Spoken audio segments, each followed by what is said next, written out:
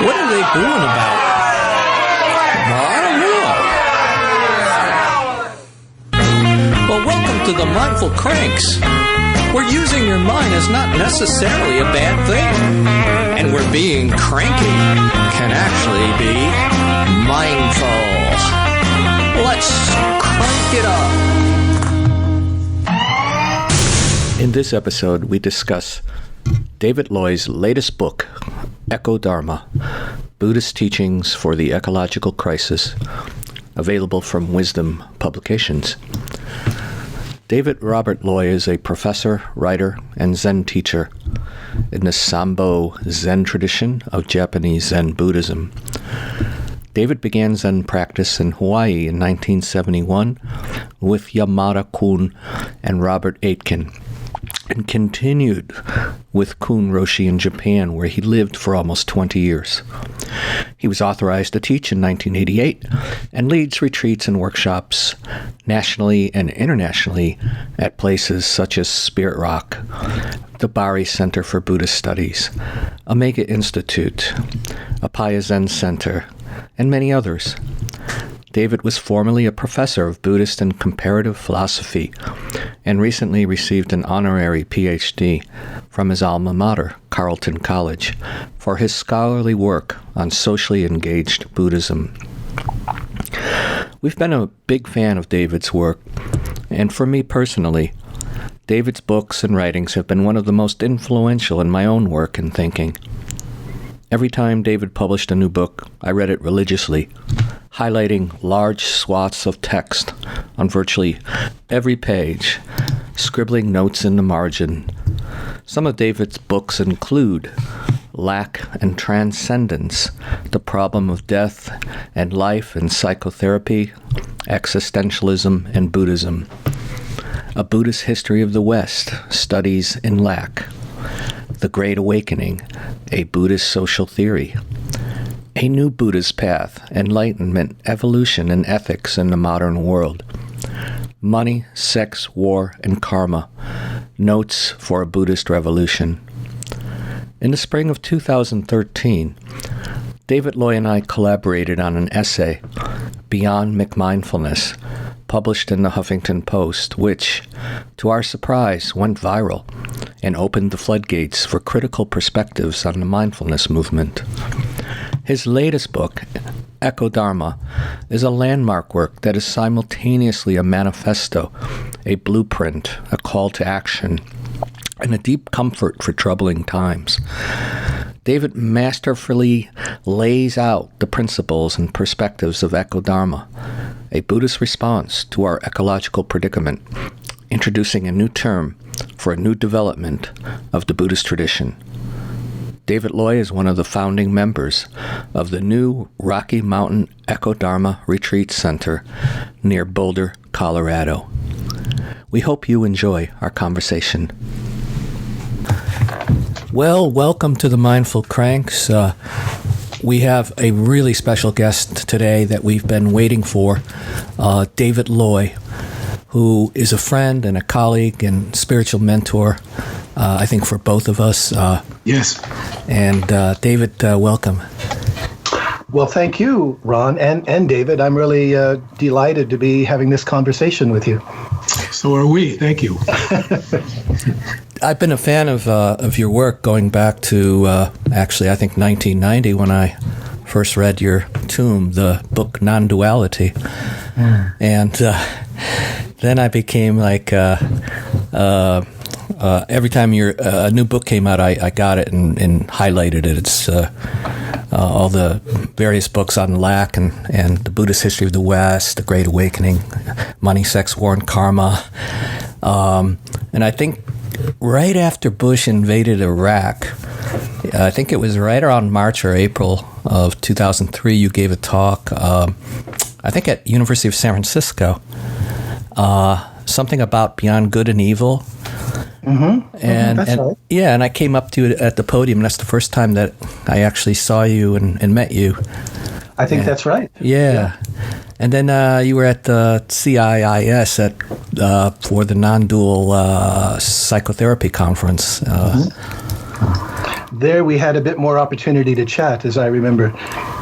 Yeah, and then you came to San Francisco State University. We did a special event for you at the College of Business.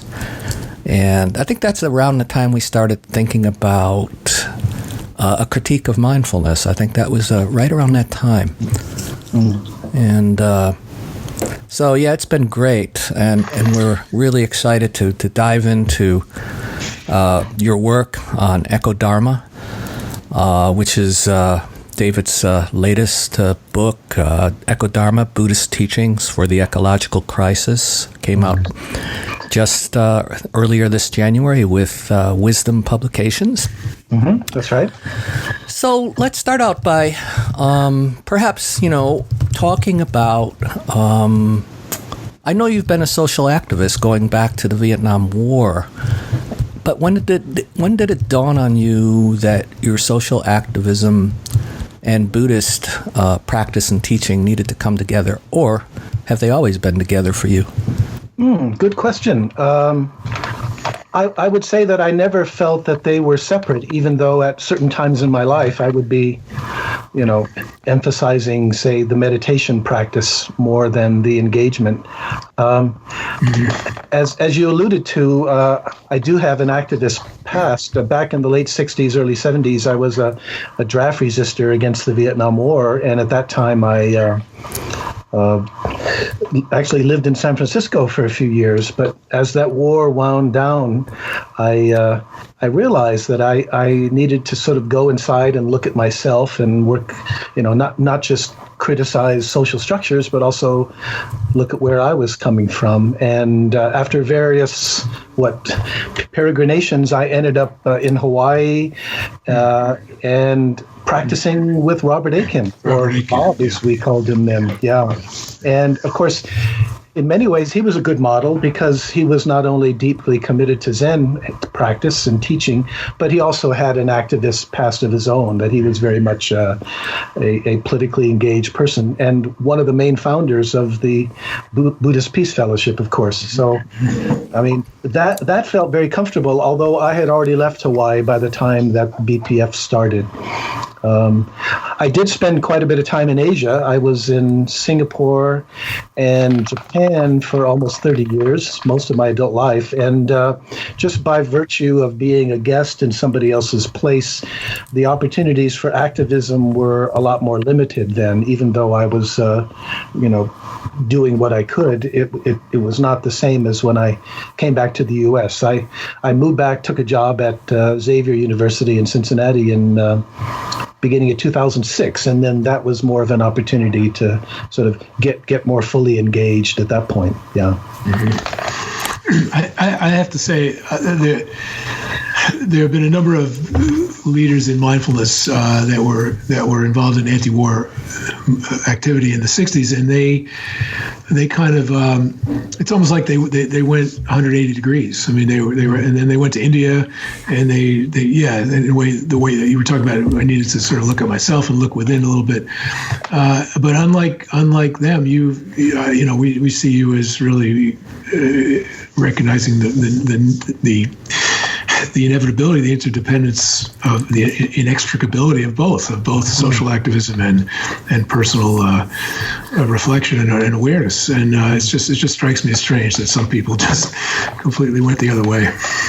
Well, it's very much connected, I think, with my Zen practice too, in that, for some people, spiritual practice, contemplative practice is about sort of trying to transcend the world in some way. Right. And for me, it was very much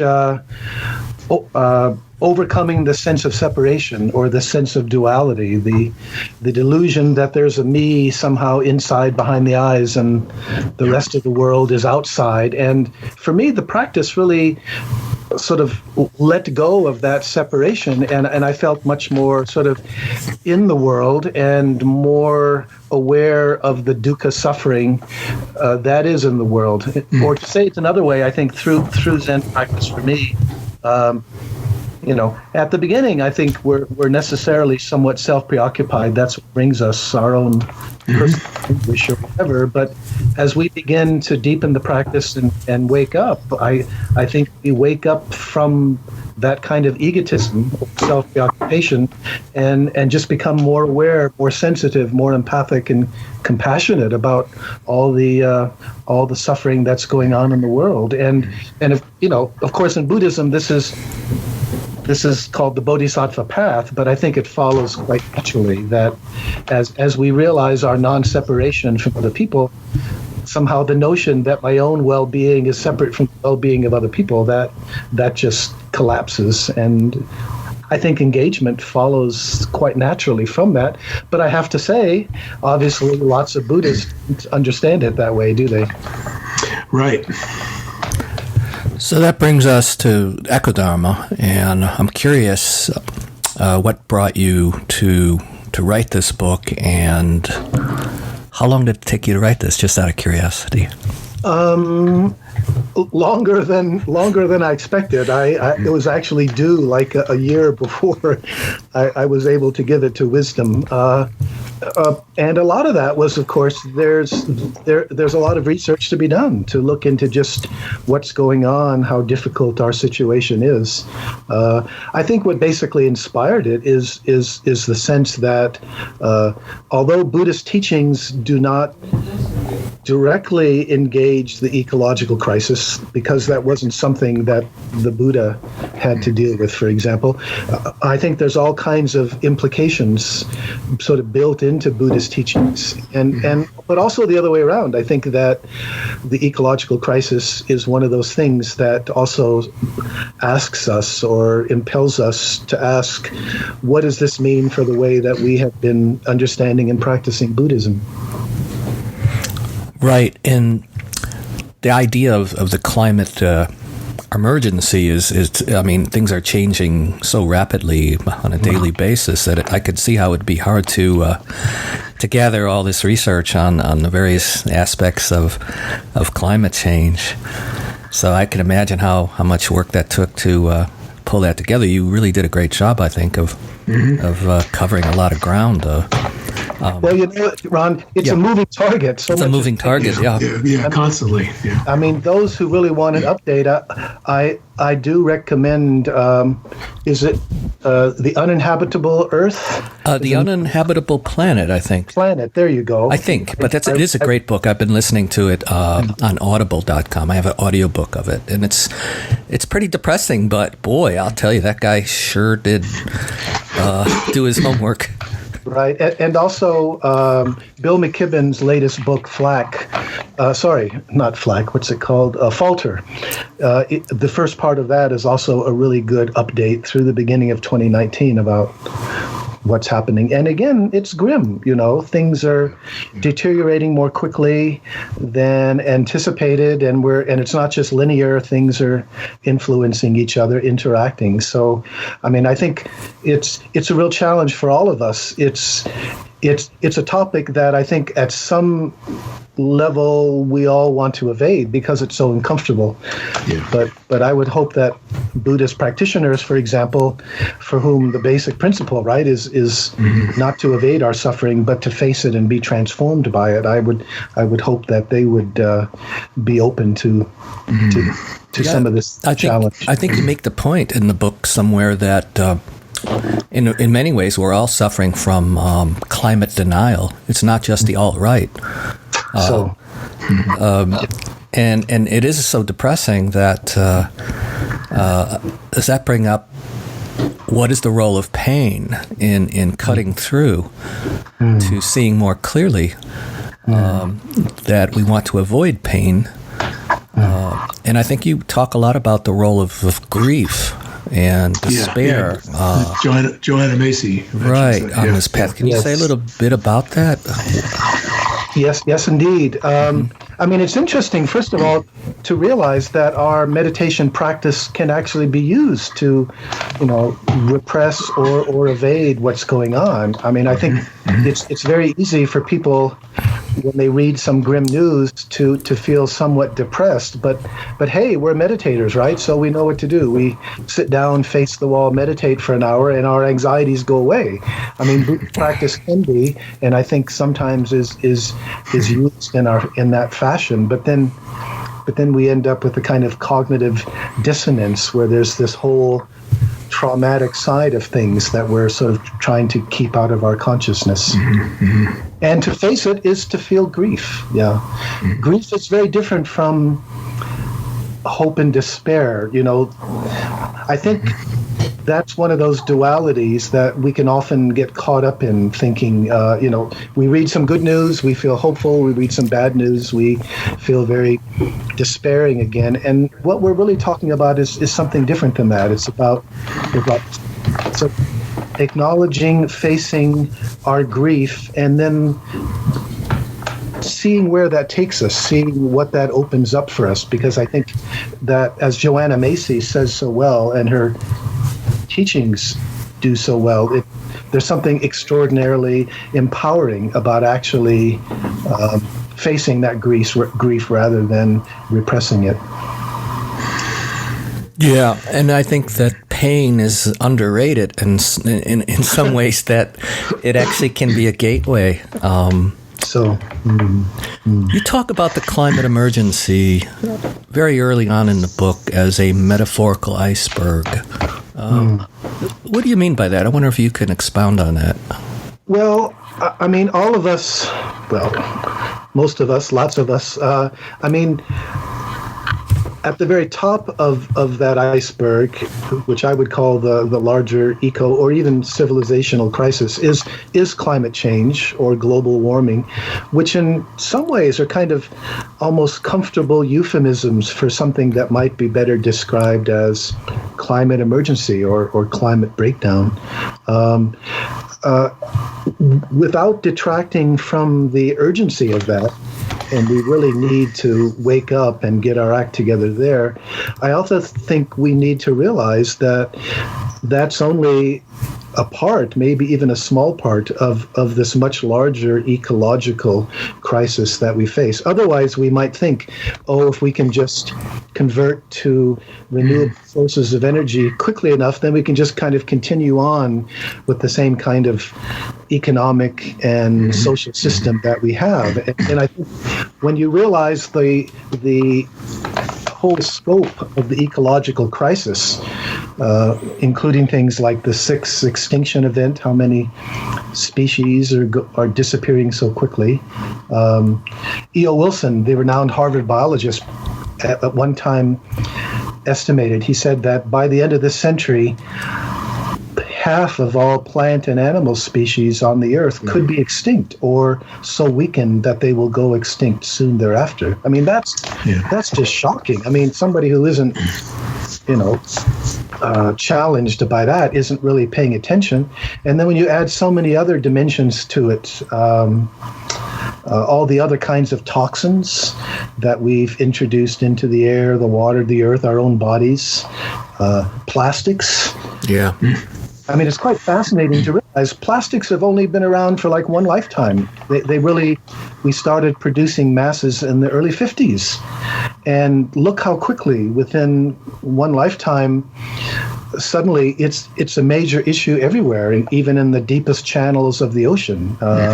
And we now know, of course, that they're degrading, that tiny plastic particles are everywhere, even in the air, even in our bodies, in the water, and so forth. So we can go on and on, look at the degradation of agriculture, what's happening to the topsoil, radioactivity, the massive amounts of radioactivity that testing in the past and also nuclear reactors have produced, waste that is extremely toxic for hundreds of thousands of years, and we really have no idea what to do with it safely. I mean, when you put all that together, even ignoring the other social issues for the moment, of inequality, racism, and so forth, I mean, clearly this is a major challenge, I think, to our whole civilization, to the whole way that we understand ourselves and our So, I mean, I think it's a challenge for everyone. It's a challenge for our civilization, and it's also an opportunity for us to look at, what Buddhism might have to say about that, and what does that imply for, again, how we have been understanding Buddhism. Yeah, in the book you address some of the underlying. It's kind of a crisis in consciousness. I mean, a minute ago you talked about the tendency in the West to apply technology as if that's going to solve the problem. Right. But one of the larger issues is the underlying assumption that we're separate from nature again, and that we just have to apply technology or science as a solution. And part of my understanding of you're looking at Buddhism is that it points out the inseparability of us and nature, and that's a consciousness shift that we need. Exactly. Yeah. One of the things the book does, it sort of expands something that I've written about before, that there really does seem to be this interesting, well, for me, fascinating parallel between, what traditional Buddhism says about our individual predicament, this delusion of separation that I mentioned earlier, where we feel separate from the world, as if we're inside and the world is outside. There are extraordinary parallels between that and I think our collective predicament today as a species, as a now global civilization in relationship to the rest of the biosphere or the earth, that we also have this collective sense of separation. And as Buddhism says about our individual predicament, the sense of separation, because it's a construct, it's a delusion in some ways, that there's a kind of dukkha, suffering or discomfort that is built into that. And I wonder if that helps us understand our incredible preoccupation today with economic growth and technological development. Definitely. How we deal with this sense of separation that, somehow we're always thinking more and more is going to solve the problem. Right. You have a quote from someone about how can more you can remind me, how can more and more solve the problem if what you have in the first place never feels enough? Right. Yeah. The quotation, if I remember right, why is more and more always better if it can never be enough? Yeah, that's it. Yeah? And that's the way that our economic system works, really. Yeah. I mean, gross national product. Yeah. It has to keep growing. If you look at how the debt works and investment and so forth, it has to keep growing if it's not going to collapse. And wow, that's a dangerous situation. I think Naomi Klein put it very well when she said, what's really going on here is a clash of two systems. There's the economic system that needs to keep growing, and there's the biosphere, which basically doesn't. Mm-hmm. And she also made the point that, only one of those systems can change. Right. Yeah. I think it's timely that Monday was Earth Day, right? So it's, I remember, I think I was a freshman in high school, the very first Earth Day, and 1970, I think. Yeah, 49 years ago, right? Yeah, and Rachel Carson's Silent Spring. So, I mean, boy, the clarion calls for this have been going on for quite a while. So. It seems like what you're saying, David, is that both traditional Buddhism and secular mindfulness and even Western modern Buddhism are falling short. That they're both focusing on individual salvation. So on the one hand, we have otherworldly Buddhism, as you were mentioning, trying to transcend the world. And then we have this worldly Buddhism. So on one hand, you have traditional Buddhism rejecting the world, and on the other hand, you have modern mindfulness and Western Buddhism saying, just accept it. Fit into it better. Fit into it, harmonize with it better. Right. That the problem's all in our own mind, and so therefore, I'm going to retreat and work on my mind, and once I can harmonize, then everything will be fine. Is that a little bit too harsh of a summary? I think that's a pretty good description. Obviously, it doesn't include everybody, but I think an awful lot of people, fall into one or the other of those categories. And the problem is that both of them sort of devalue the kinds of challenges that we face collectively, right? I mean, the emphasis with transcending the world, inevitably, why worry too much about what's happening here when your ultimate destiny is somewhere else, whether it's nibbana or heaven? Mm-hmm. And likewise, if we understand that our real problems are in our own head, are all in our head. All in our head, right? Then the idea is okay. I'll just work on that level and as I said, try to fit in or harmonize better. And of course, what that lacks in both cases is an engagement with the world. What's really happening? Socially, politically, ecologically. Right, and you bring up in the book in chapter 2, which is the eco-crisis also a Buddhist crisis? And I think you'd probably say yes, it is. I gathered that from the chapter.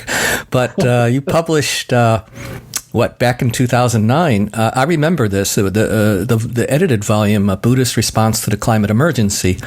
And there was almost no interest or response to that. Were you surprised by the crickets there? And I was actually, yes. Yeah.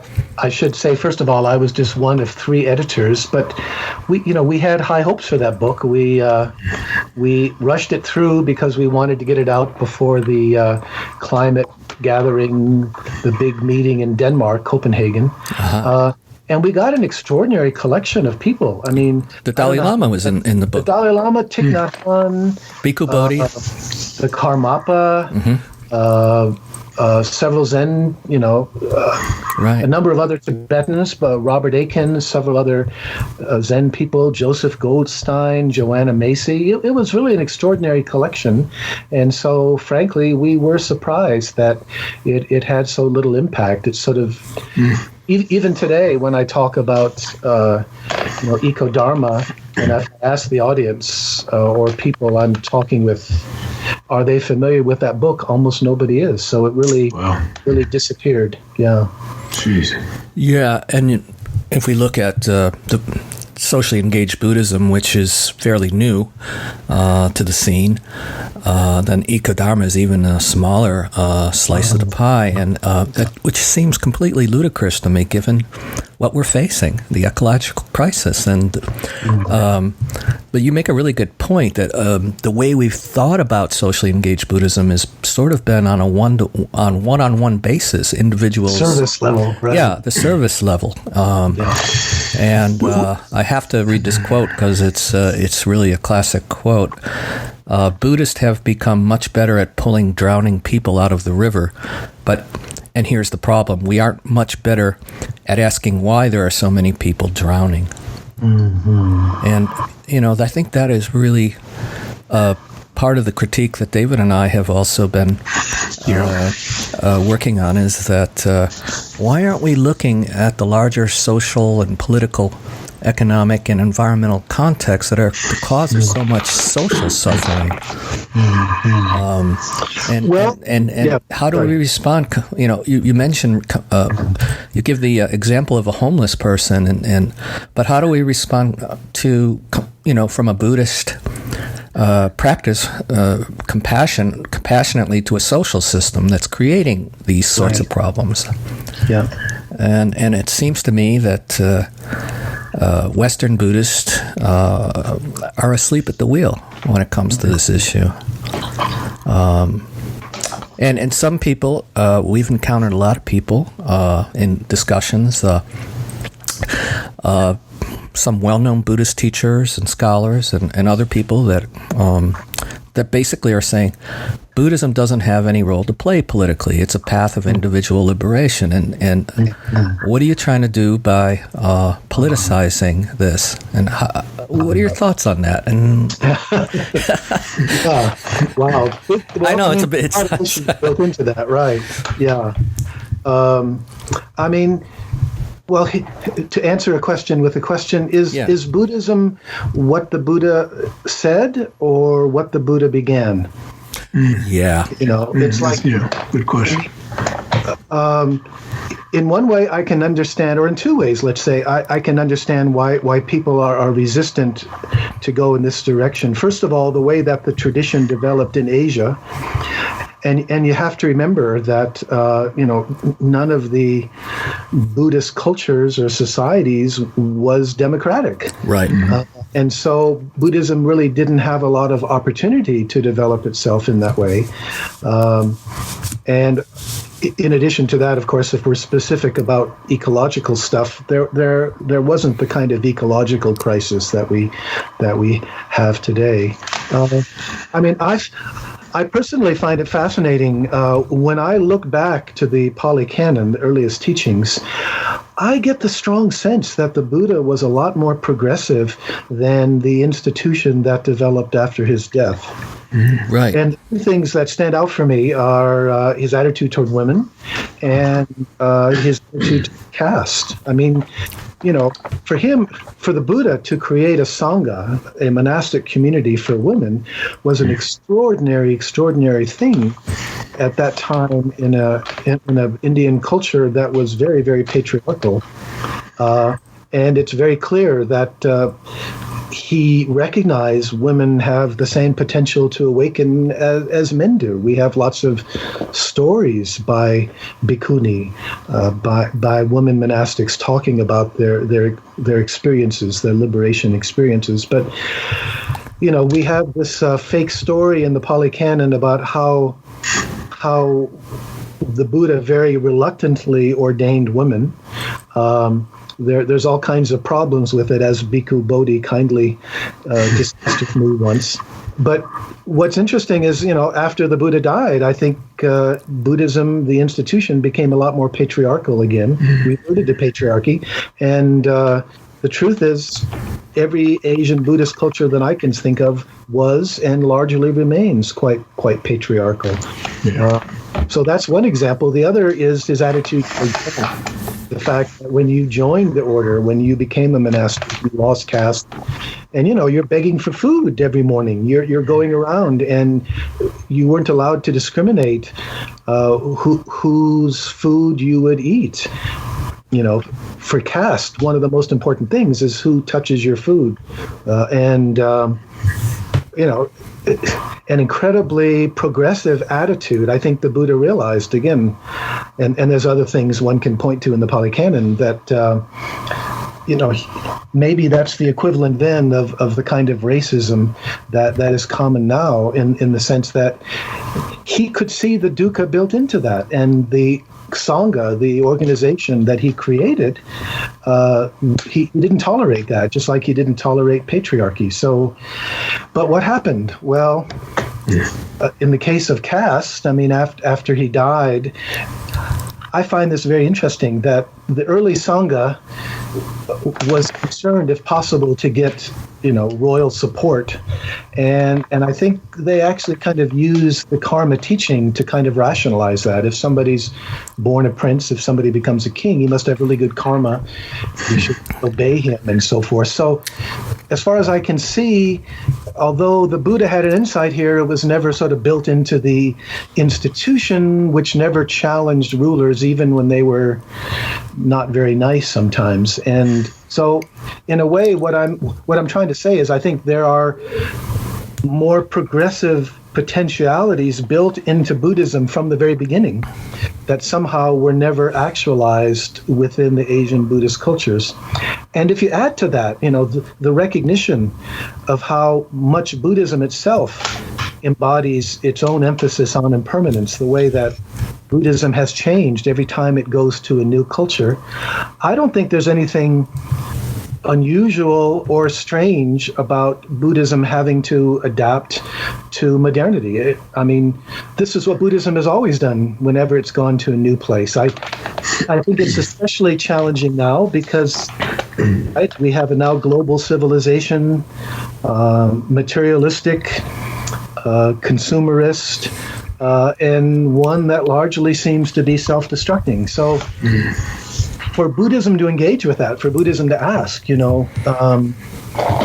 okay, what does Buddhism have to say about that? I think that's what Buddhism has always done every time it's come to a new culture. So the question is not just can or does Buddhism adjust or adapt to a new society? The flip side of that question, which you ask and address, is can Buddhism also help transform the society? Exactly. Yeah. Joanna Macy talks about it as mutual causality. I mean, there's an interaction. Each changes the other. Mm-hmm. And it's fascinating, of course, to ask, okay, well, how will Buddhism change as it also engages with our situation? Yeah. Right. And some contemporary Buddhist and other people in the mindfulness circles would say that, well, there's nothing in the canon or Buddhist doctrines to guide us in this direction. But as you're making the point, the reason why Buddhism is still around for 2,600 years is because it's a living tradition. That every time it did move to a different culture, there was a process of cultural translation going on. And right. I think that's still happening in the West. And there's no reason why psychology has to be the dominant host. It's very early in the game. And I think that there's plenty of room for us to sort of redirect the movement or try to shape the future of Western Buddhism. Yeah, I think that's really, really fascinating to consider that this whole emphasis on individual liberation is, well, even in the Mahayana, that shifted away from just individual liberation. Mm-hmm. Mm-hmm. So it seems like there's, as you're saying, there's great potential to let the tradition inspire us so that it becomes our own in relevance to our condition, our crisis that we're in. I think you're... I mean, that's what this book is about. To me, this book is a call to action in a way, isn't it? Mm-hmm. Well, as you pointed out elsewhere, Ron, it is a bit of a danger that Buddhism so easily, I mean, that traditional understanding of Buddhism so easily fits into American individualism, right? Yeah, neoliberal ethos. Oh, yeah. I mean, we're by far the most individualistic culture, I think, that's ever existed. And of course, we can easily, in a kind of neoliberal way, appropriate Buddhism as just another aspect of our individual development. Right. As Richard King would say, it's become a capitalist spirituality. Exactly. Yeah. Because it fits in so well, you can, as well as making piles of money, you can also meditate once in a while and enjoy your money all the better, I guess. I also think there's a parallel between the focus on individual liberation and the focus on this neoliberal way of looking at the role of the individual in ecological responsibility in terms of everything is seen in individualistic terms. Yeah. In other words, okay, I'll do some recycling, I'll buy an electric car. Mm-hmm. But if we really look at the real scheme of things, who's producing the plastic? Mm-hmm. This is not just some individualistic problem that even if every single one of us did recycling, I bet it would still not solve the problem of plastics. Mm-hmm. I mean, that's my opinion, but I think we're missing something here in terms of our worldview.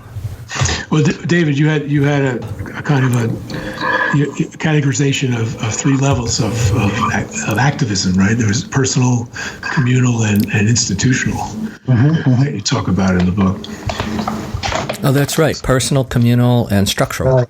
Structural, yeah. Right.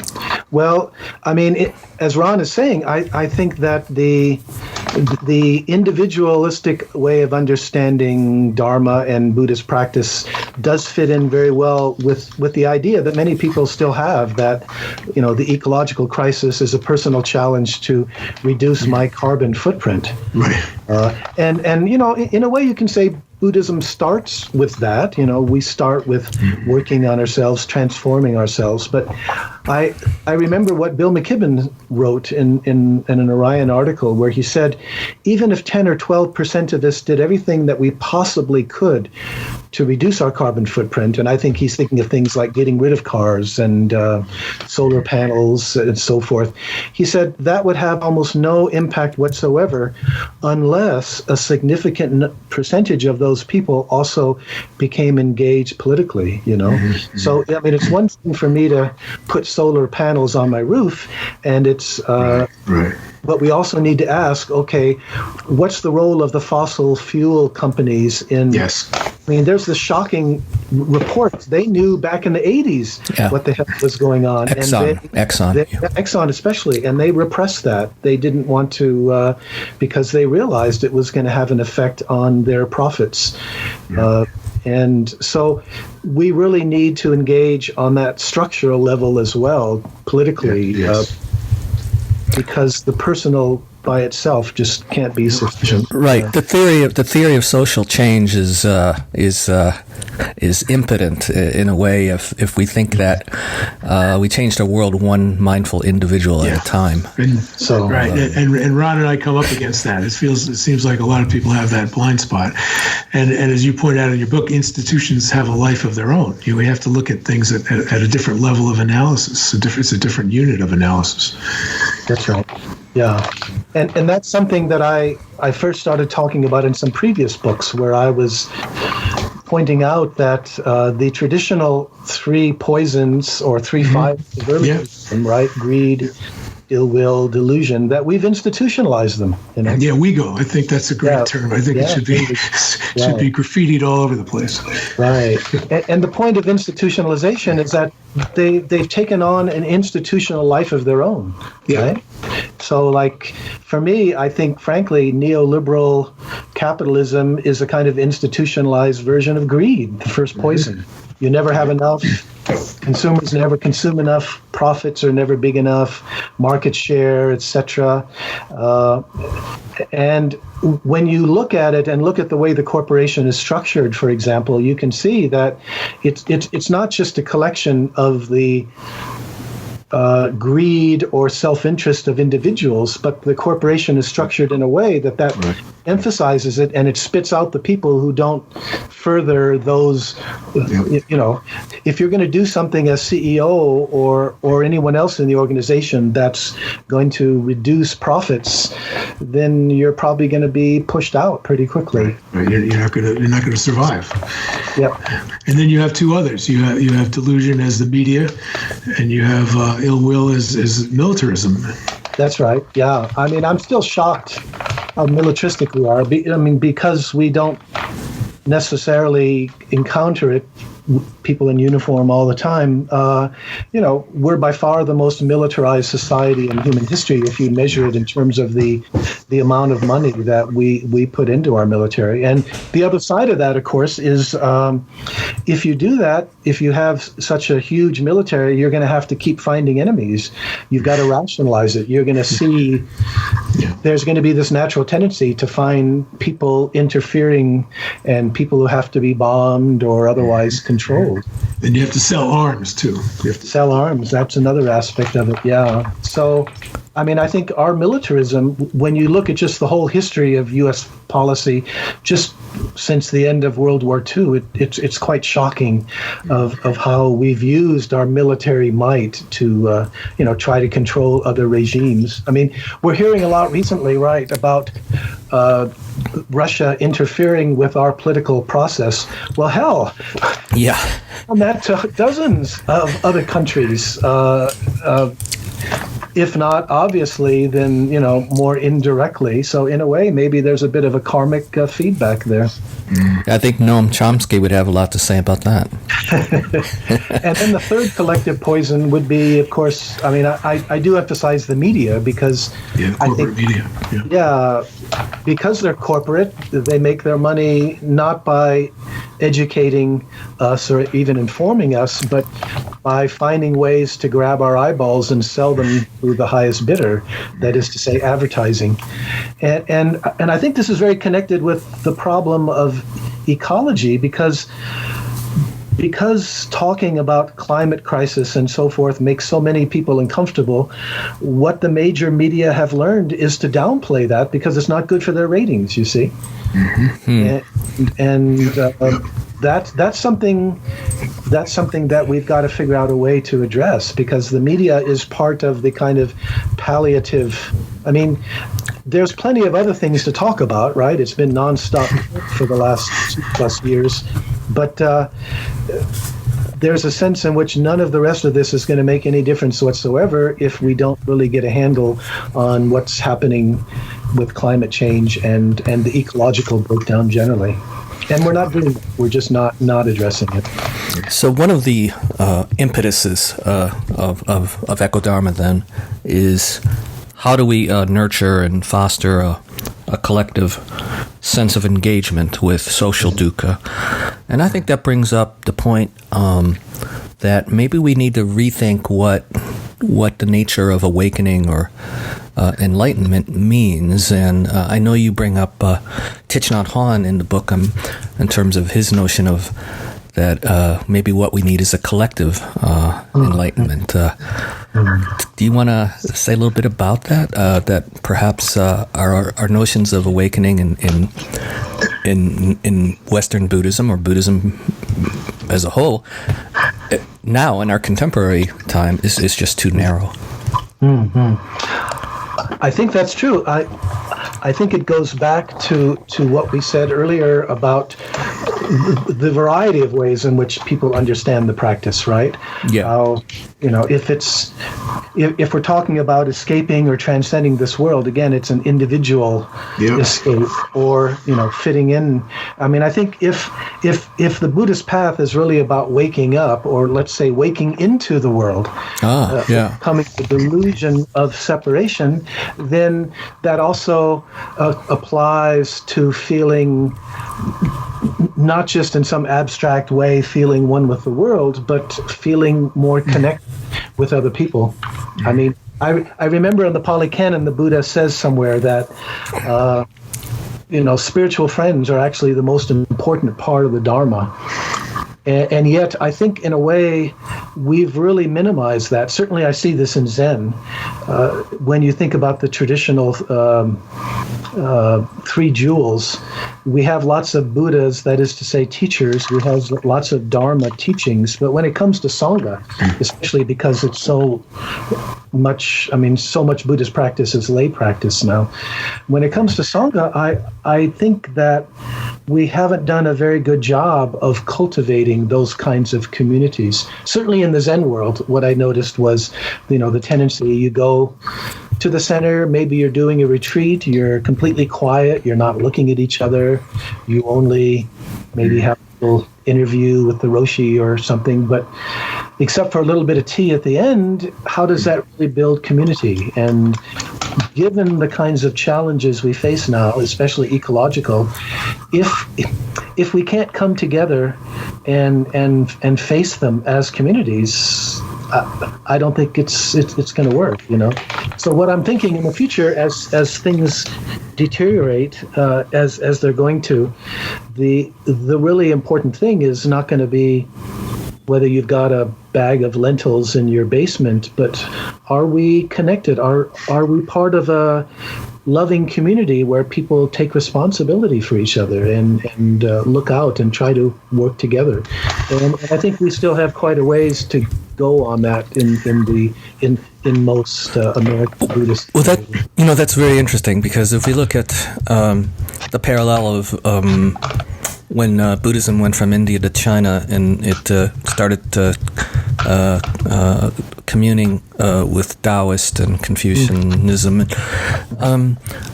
If you look at like the Judeo-Christian or even Catholics, liberation theology, we have in the West really strong communities in other religious spheres that are doing exactly what you're saying, but it doesn't seem like there's that much communing with Judaism or Christianity.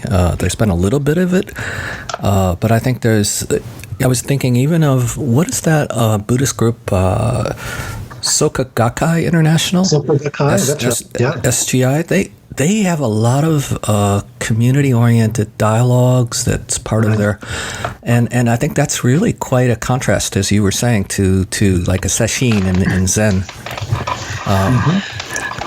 But I think to take it even further, I mean, I know one of David's points in the book is this: people can still cling or get attached to certain notions like emptiness, but in this case, sometimes people still get attached to their group, and so the whole point is to keep. It's almost like the loving kindness meditation, where you just keep expanding it to more and more people. So community is great. I mean, I'm obviously I think that there's more of that needed, and then to keep expanding that to other people is part of the goal, because otherwise you can just get attached to your little community and so on. Well, for me, that's interesting too, in terms of the invitations that I receive. I mean, it's quite striking to me that my practice tradition is Zen. As I said, I lived in Japan for about 20 years and also practiced in Hawaii. And yet, most of the invitations that I receive now are from insight groups or, Vipassana groups. Two names for the same thing, right? I mean, again, there is a bit of, or sometimes more than a bit of cultishness in Zen, in Buddhism generally, but maybe especially in Zen or even more, I think, in Tibetan, where there's the sense, okay, we've got this great Roshi or this great Tulku, and we're self-enclosed. We don't need anyone else. We're just doing our own thing, and we also don't want to be distracted by what somebody else may have to say. So there is I don't know if you want to call that cultishness, but a sort of self-involved, collective self-preoccupation. Kind of insular, yeah. Insular, that's the word. Insular. And so I see that as a danger. And of course, I mean, one of the things that helps overcome that is social engagement, because, you really can't do that without working with lots of other groups and lots of other types of people. So, David, I think I saw something on Facebook just yesterday that you participated in some civil disobedience in a march recently in Denver, or? Yeah, that's right. Yeah. Yes, that's right. I've been very impressed with Extinction Rebellion, this group that only started last November in England. Right. If you've been following the news, they've really done some huge demonstrations that have basically closed down large parts of central London and other cities. Maybe I should back up here a little bit. Sure. I think that there's been kind of a dramatic shift of consciousness over the last year. At least that's what I'm picking up on. AOC. The new Green Deal. Yeah, the new Green That's Deal. right. But based on the realization, the IPCC, which is a pretty conservative group, they came out with this statement about, what is it? We only have 12 years left to really face things. I think what's happened is more and more people have realized, first of all, that the situation is much worse than they've been aware of, and it's continuing to deteriorate very quickly. And the other side of it, I think, is the realization that the present economic political system, and I tend to see them as one system, it's simply not going to address the problem adequately.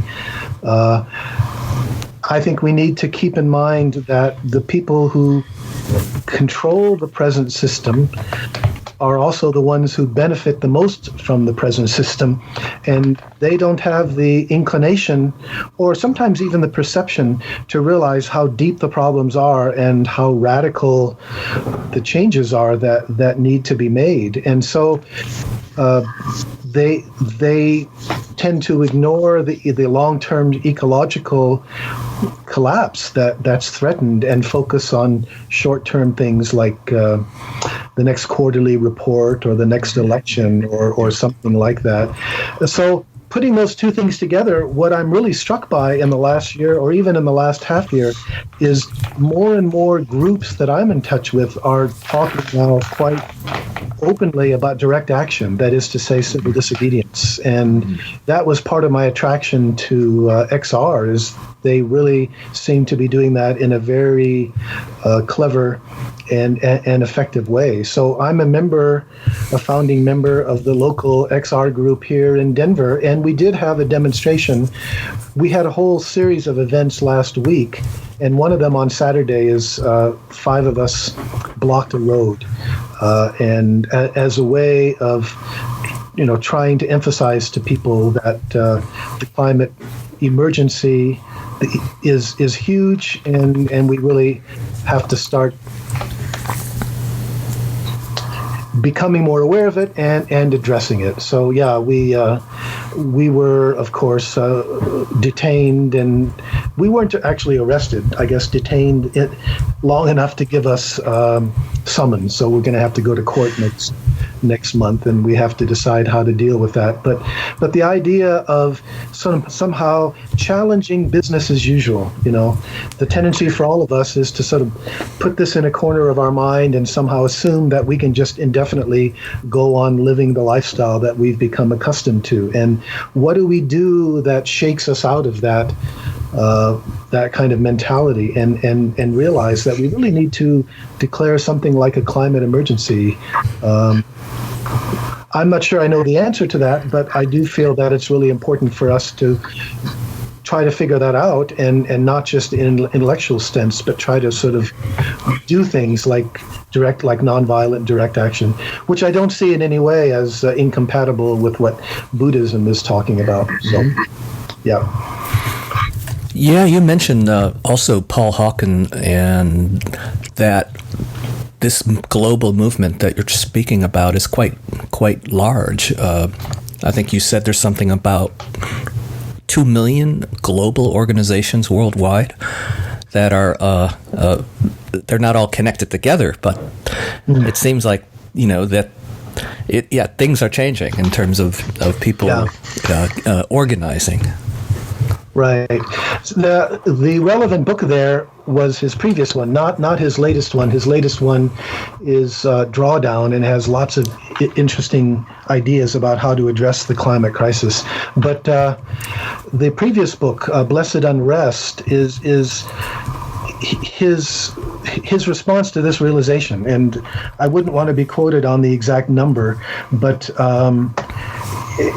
because he's a lecturer who goes around the world talking about things like greening business and so forth, he realizes that something that's never happened before in human history is going on right now. That, in addition to governments and what they're doing, you have a very large number of organizations, mostly small, springing up, as it were, organically to work for social justice and ecological sustainability. And this is, he's quite astonished by that, and rightly so, I think, that something is really going on here. And my favorite chapter of that book is where he talks, trying to understand this as the immune system of the earth springing up to defend itself.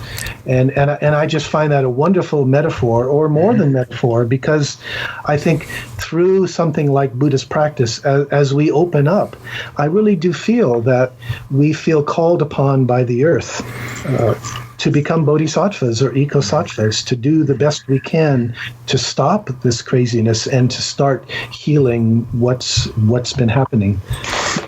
And again, not simply on an individualistic level. It's a new kind of a new meaning of bodhisattva, sounds like. Thank you, David. Yes, that's exactly right. I mean, the really important things that are going to happen, there's no way they can happen. I mean, individually, if you think of somebody like Greta Thunberg, and I think... Yeah, she's great. she's become an icon, in 6 months or 9 months, something. But it's not that she herself is doing something. She herself is kind of the inspiration for a whole transformation that's springing up around her. The strikes and so forth. And, the idea that somehow we're going to be these great enlightened heroes that are somehow going to do it by ourselves, I think we really need to see that through. See through that, rather. David, why don't you tell us a little bit about your new Buddhist Center, the Rocky Mountain EcoDharma Retreat Center, and how that's been coming along? Yeah, well, thanks for asking. Just to give you a little bit of context there, for some years, I've been in the habit of co-leading wilderness retreats with a Boulder friend and fellow teacher here named Johan Robbins. And we would do things like wilderness retreats, say, canoeing down the Green River in Utah. We did that for several years. But then we realized, we needed something a little more stable or more fixed if we really want to talk about EcoDharma, right? I mean, when you're doing nature or wilderness meditation, you're dependent on the elements, you're moving around a lot, there's not a lot of time for that. So Johan, also interestingly, his career, he's a buyer's agent, and so he, for homes and property, and he was able to go online and find this incredible piece of land. It's barely 30 minutes or so drive up into the mountains from Boulder, and yet it's a spectacular place.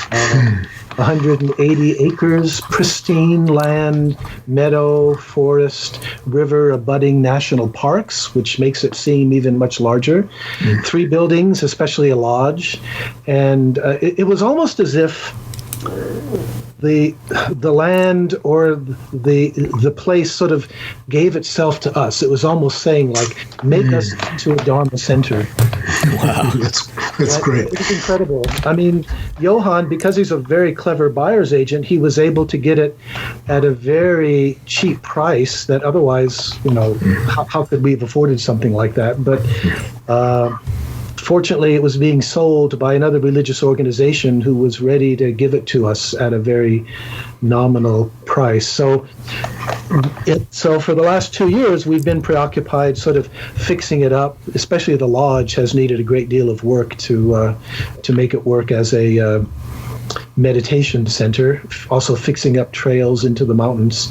But during that time, we've been doing retreats. We ourselves, the EcoDharma Center, with one exception, doesn't offer its own retreats. Rather, we make the land available for other groups to hire or rent the place for a weekend or for a week. And we're already in, as it were, over our heads in the sense that it's such a wonderful spot and so conveniently located that there are more people wanting to use it, more groups, more teachers than we can actually accommodate.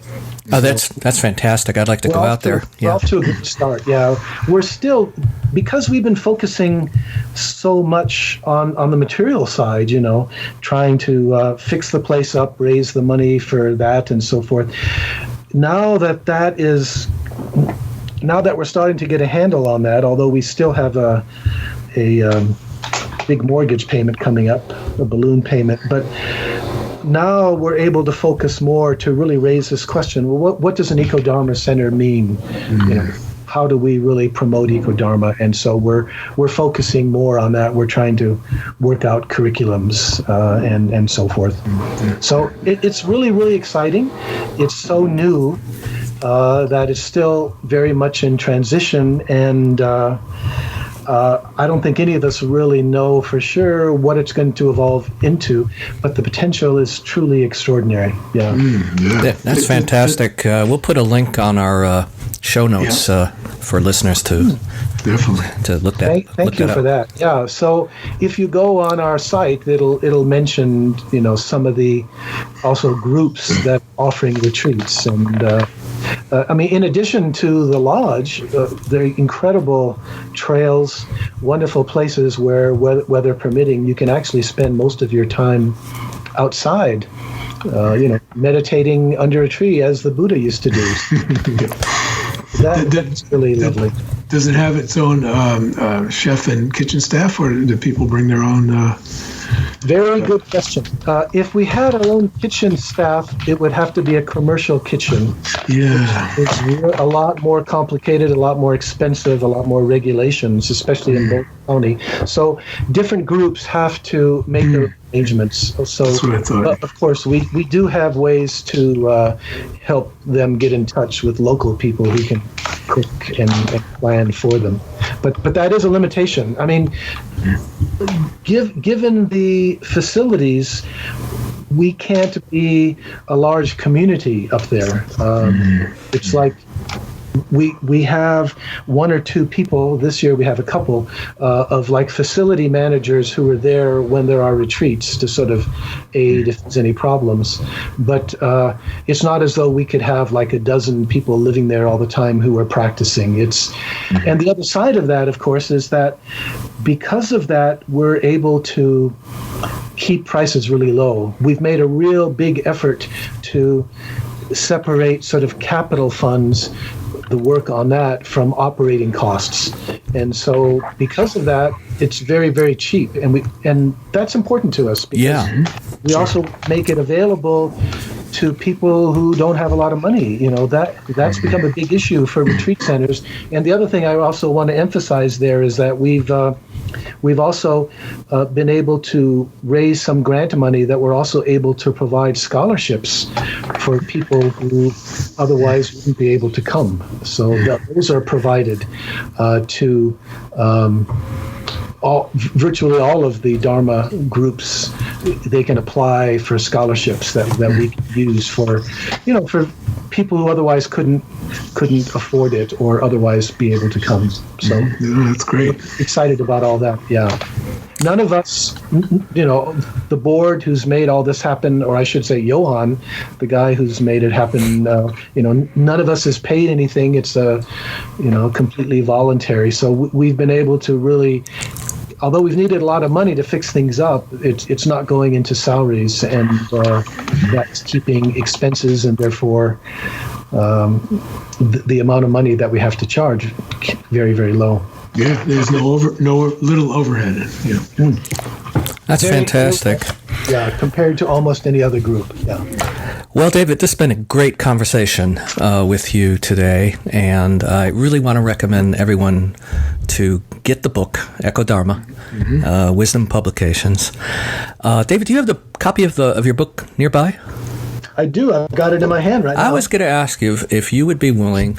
I had this idea of reading the Eco Sattva vows as a way to end our session on page lovely. 195. Got it. Oh, yeah, I'd be delighted to do that. Emphasizing that this is taken from a book by Joanna Macy. Right. These are vows that she came up with, and so moved by them that I wanted to put them in here. Yes. This is from Joanna Macy and Chris Johnston's book, Active Hope.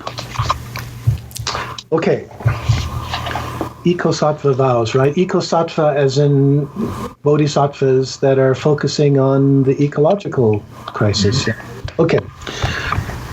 The eco-sattva vows, the 5 eco-sattva vows. I vow to myself and to each of you to commit myself daily to the healing of our world and the welfare of all beings.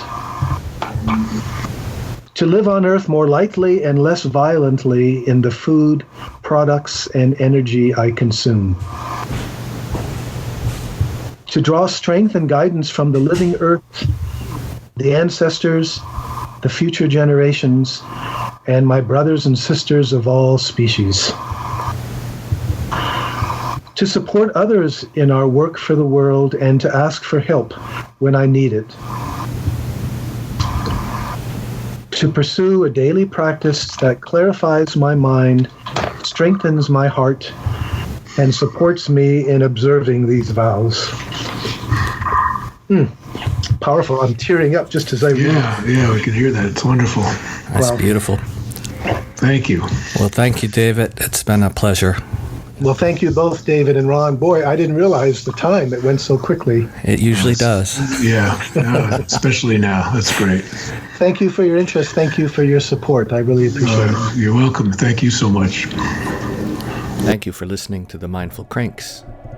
We appreciate your support and interest. It would really be helpful if you could leave us a review on iTunes. You can follow us on Facebook and Twitter, and you can find our show notes on our webpage, www.mindfulcranks.com. We look forward to seeing you on the next episode.